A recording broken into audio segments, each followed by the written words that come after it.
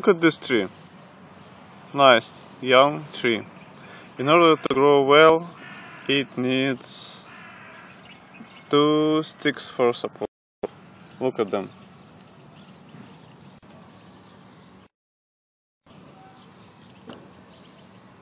If it will fall on the right, left will hold, and vice versa. If on the left, the stick on the right will hold.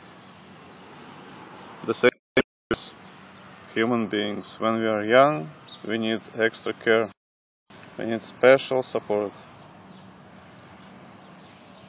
In human it was called method of a carrot, and we need reward and punishment. It will grow straight.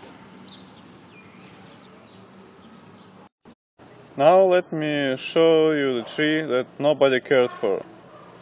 It grows by the dumpster, so nobody will come here to care for it.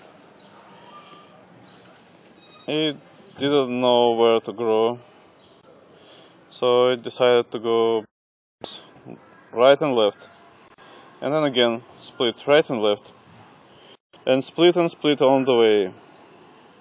You get the picture? When we don't care for our children, their life becomes disorderly.